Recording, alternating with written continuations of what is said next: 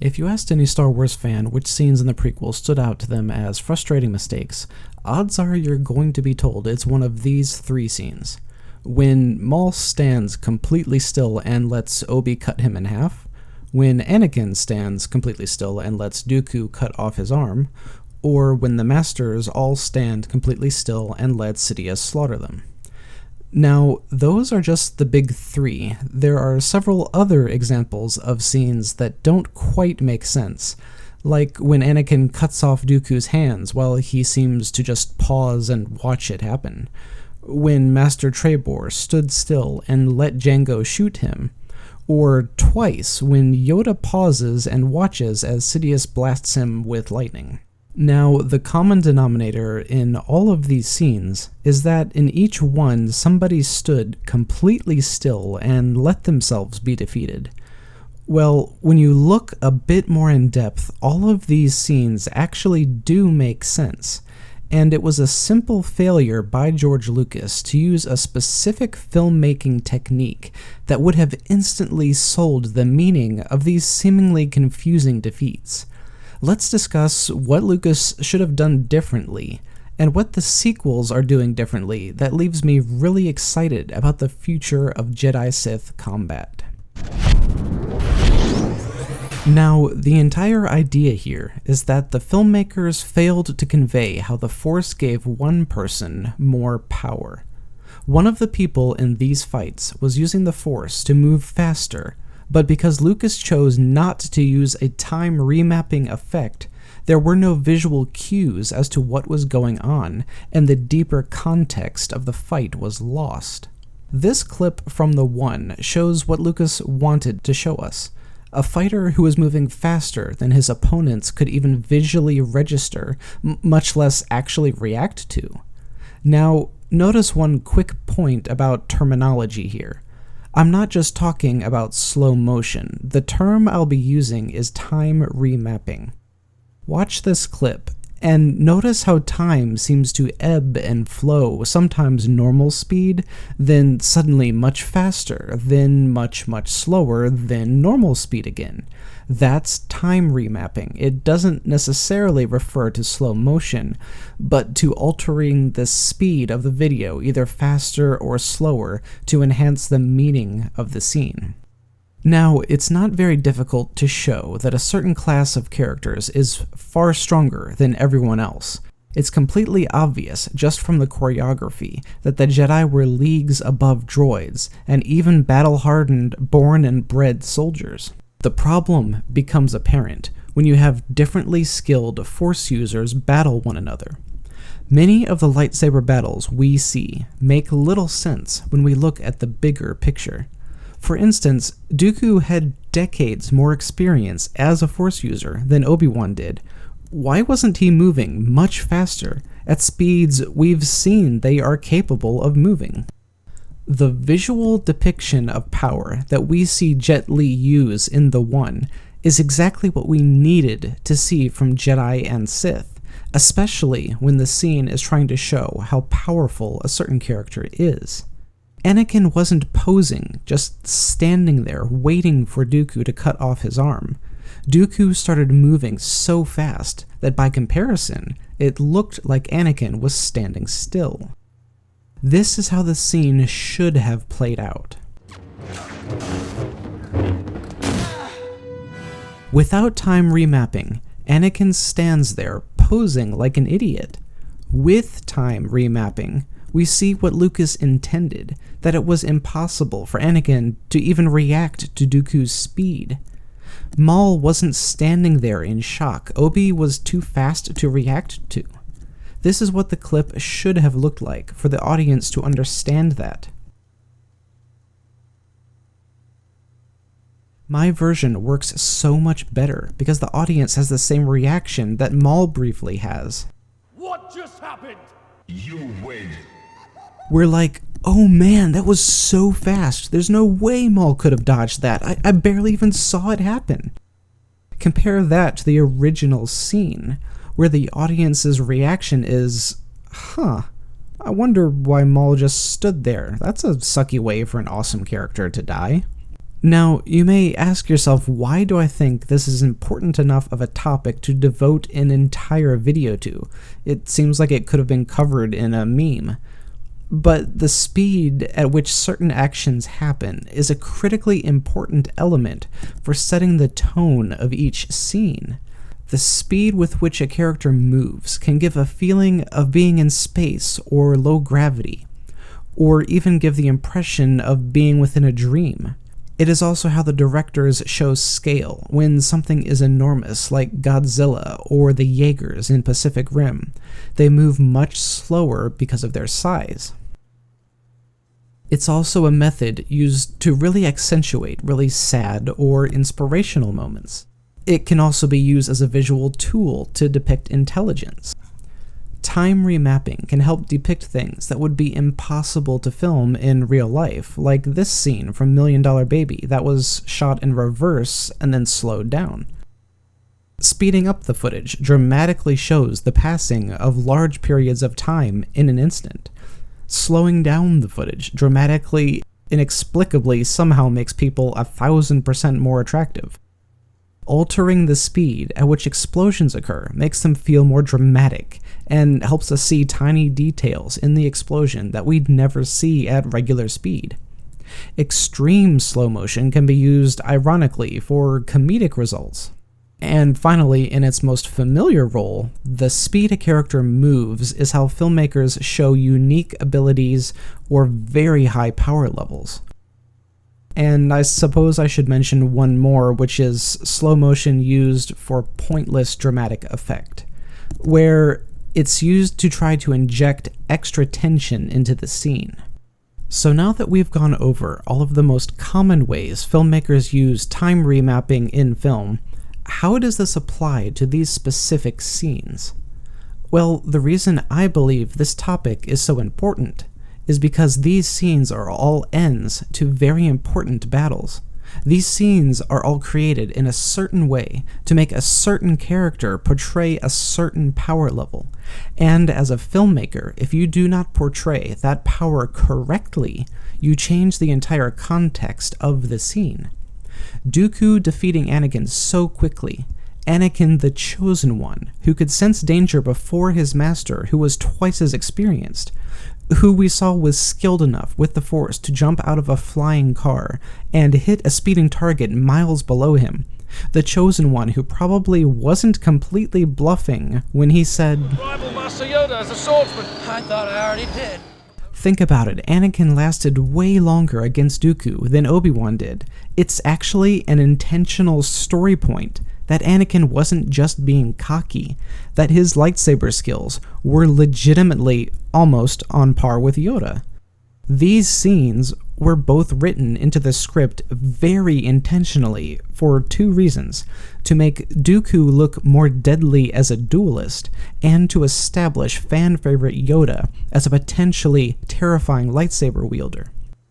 Anakin saying that he was as good as Yoda, then proving it by being more skilled than Obi-Wan, only then to be defeated easily by Dooku, is supposed to show us how amazing Dooku is, leading to an even more dramatic reveal once Yoda actually unleashes his true potential.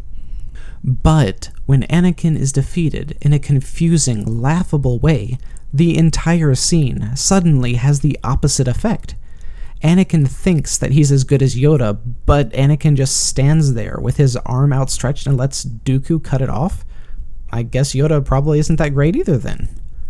For this scene to truly work like they intended, for it to give Dooku an air of great menace and give Yoda's ability reveal the desired shock value, Anakin needed to be defeated in a similar manner to how Obi-Wan was.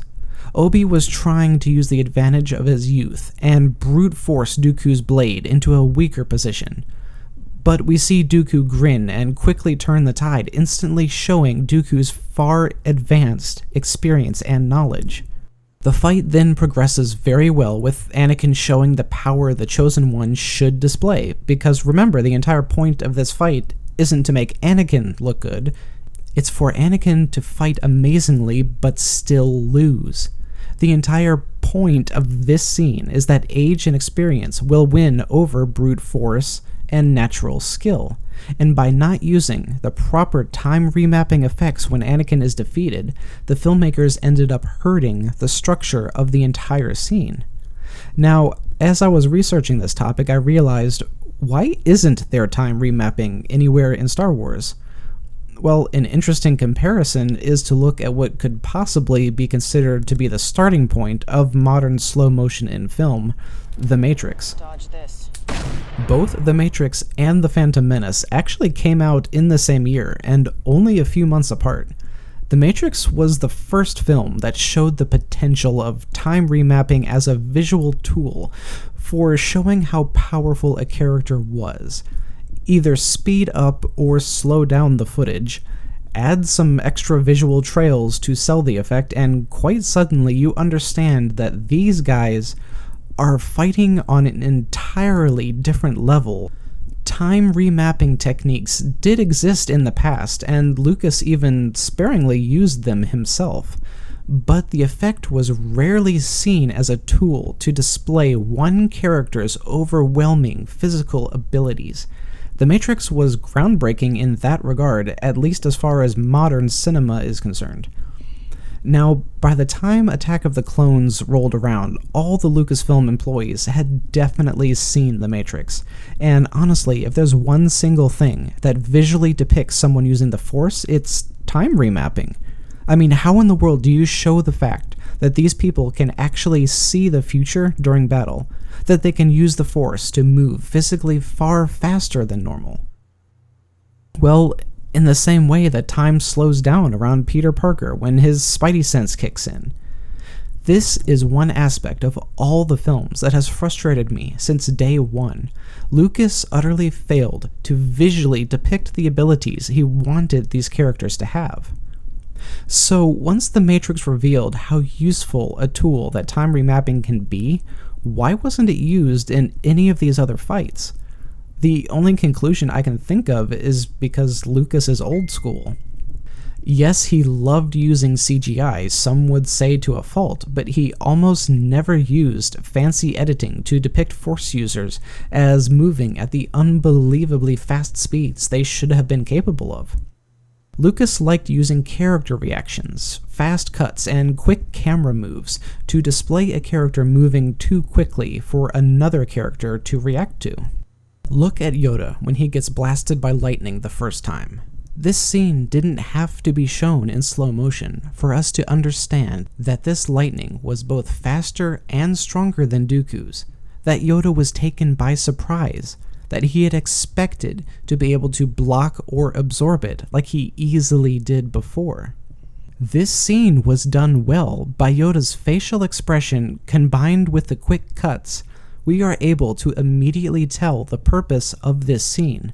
Sidious is far, far more powerful than Count Dooku was, and far more dangerous of an adversary for Yoda. And the same exact thing occurs seconds later. Yoda force pushes Sidious so hard and so quickly, you can see by Sidious' expression that it takes him completely by surprise. But then skip ahead, and suddenly you have Yoda pulling an Anakin, pausing for no reason, just waiting for Sidious to blast him with lightning. This scene has the opposite effect that the first lightning scene had. The first scene showed Sidious' extreme power. This scene portrays Yoda's incompetence. The lightning Sidious blasts him with needed to be initiated even before Yoda landed, again showing the raw power of Sidious because he was able to foresee exactly what Yoda was about to do. Now, in this same scene, here's another example of how poor filmmaking techniques muddled the point of a scene. Yoda easily stops the platform and begins twirling it like a top. Then, instead of Sidious just stopping it and throwing it back, he jumps away. Why? Well, here's how they should have shown it.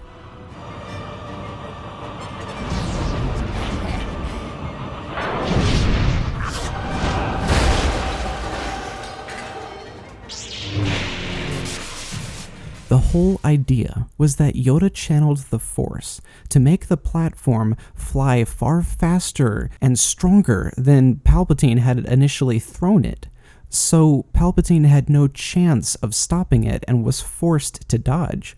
Look at his face after he lands. He's surprised and mildly panicked. But because this sequence of events didn't happen at a fast enough speed, the entire audience is left confused as to what just happened.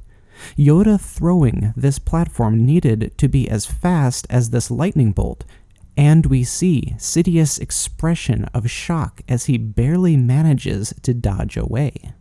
Using a slow or fast motion effect could have made the Jedi and Sith so much better, shown them as the ultra-powerful beings who could move fast enough to block bullets. Now, of course, in most of the scenes, using a time remapping effect isn't needed. It's completely obvious that Vader is on an entirely different level than these soldiers. The same goes for Obi and Yoda fighting the troopers outside the temple. We understand they're more powerful from the choreography alone. And when a blind monk is dodging laser blasts and beating up armored soldiers using only a stick, yeah, he's way more powerful than ordinary men. But all of that changes when you have differently skilled Force users fighting one another. Look again at the Sidious versus Masters battle.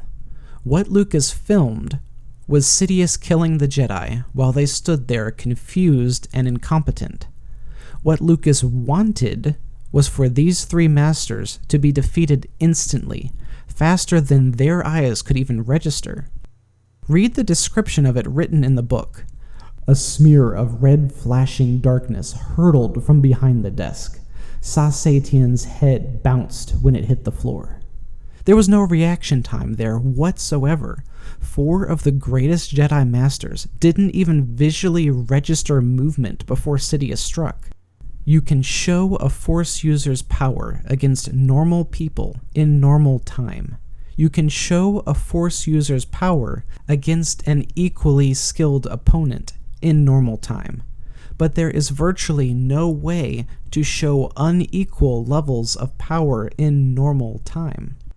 I mean, look at this comparison. In this one shot, you've got Jedi Masters fighting alongside Padawans.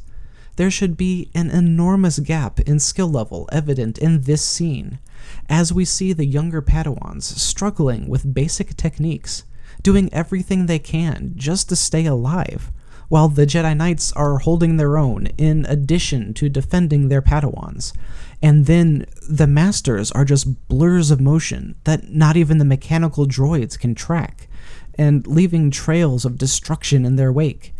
This scene should have played out like this, where the Masters, Kit and Mace and Plo Koon and Ki-Adi-Mundi and Coleman Trebar and Shaak Ti and Luminara Unduli and Kit Fisto and all of them were just swirling forces of destructive power.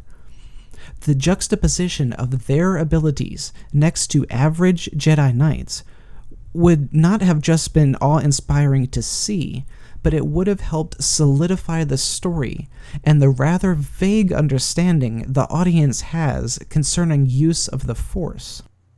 Now, I'm not suggesting the Masters should have been all-powerful, but the way the Geonosis battle scene plays out doesn't make much sense once you really begin looking at the skill level of each Force user. He should visually be on an entirely different level than him. And both Mace and Obi are depicted in this scene as equals, fighting back to back without needing to say a word, although Obi should still have been years away from reaching Mace's level. And because the filmmakers didn't make the difference in skill levels obvious, the story and the characters themselves suffered.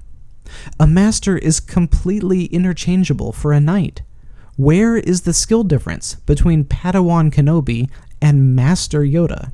They're moving roughly as fast, unless you do something like this.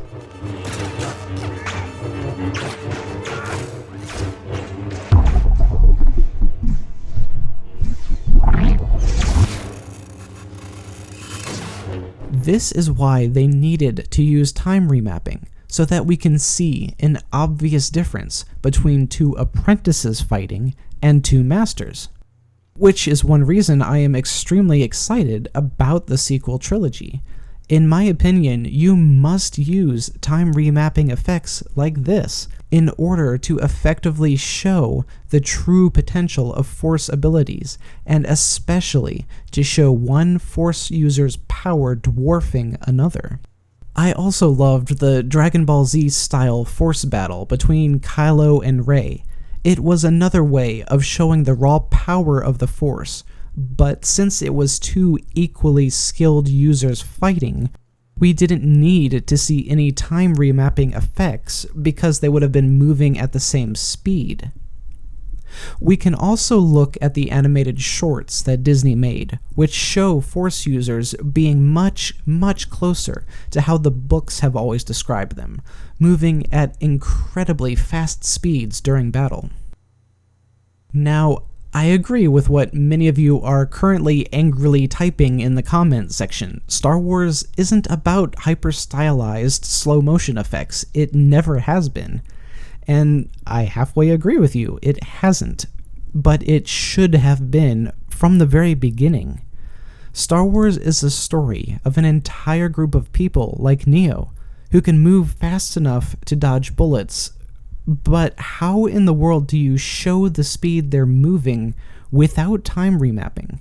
As it is right now, can you name any example from any movie where the Jedi obviously... You can see things before they happen.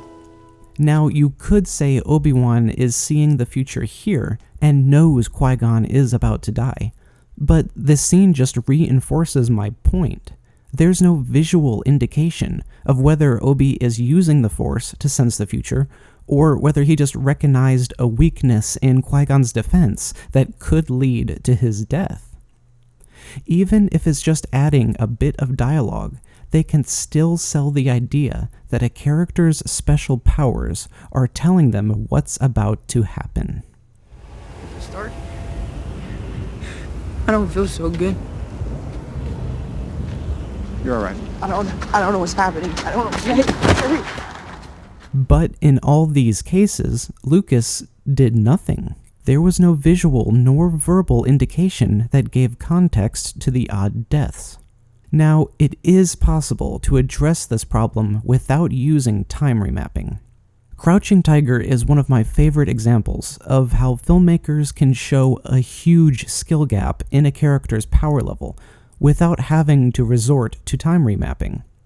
This guy is way more powerful than the average person, but he's not even remotely on the same level as these top skilled fighters.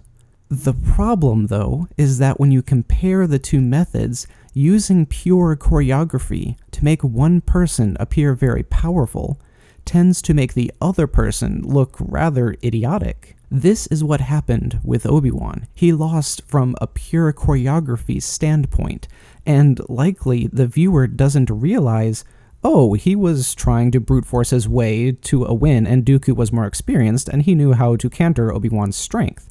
So the end result was Obi looking rather foolish, and that's not at all the theme we want this scene to have. We don't want either character to look like an idiot here. Apart from Anakin being young and headstrong and rushing straight into lightning, we want both him and Obi-Wan to look as powerful as possible to set up great expectations for the Yoda-Dooku fight. Now, there is actually a third option, which, in my opinion, is much better than the choreography method, but not nearly as good as the time remapping method. The Clone Wars TV series focused on visible uses of the Force to portray a character's unique power levels.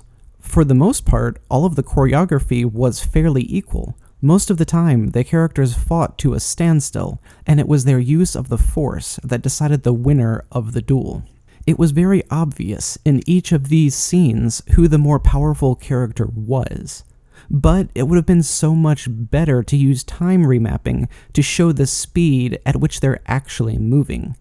Because remember, the entire point I'm making with this video is that the filmmakers didn't do a good enough job differentiating between the extreme skill levels of different Force users. This is impressive, yes, but it's even more impressive when you realize they're using the Force to fuel their muscles, to jump higher, hit stronger, move faster. So normal humans doing the same moves would look something like this. And normal humans watching this fight would only see a blur.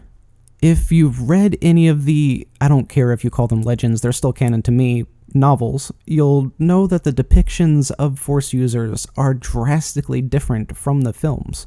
Force users are frequently described to be blurs of motion, moving so fast they're nearly invisible. Whether you loved or hated The Last Jedi, the fight between Luke and Kylo achieved exactly what I had always wanted to see in Jedi-Sith combat. Luke is moving far faster than a normal human can. Sometimes the shot even jumps into slow-mo because Luke is moving too quickly for us to see otherwise, and his speed shows he's very obviously on an entirely different level than Kylo. Yes, you can make someone look more powerful without using time remapping, purely using choreography, but the point isn't that they're more skilled because of hours spent practicing lightsaber technique. The point is supposed to be that the one stronger with the Force wins. Anakin didn't suddenly become a better lightsaber duelist. It was his anger fueling his power with the Force that enables him to so easily defeat Dooku. Luke didn't suddenly become a better fighter. His anger fueled the dark side, giving him a boost of Force power that let him defeat Vader. In almost every single battle, we see it is the character's surprising or overpowering use of the Force that wins them the battle. So Lucas wanted to show Anakin losing because Dooku was more powerful, and to do that, he decided to do a bad job of faking a slow motion effect, which backfired and made it look like Anakin just stood there and let Dooku cut off his arm. Using pure choreography to make Anakin lose would definitely have worked, going straight from swing to suddenly his arm was cut off without a beat missed.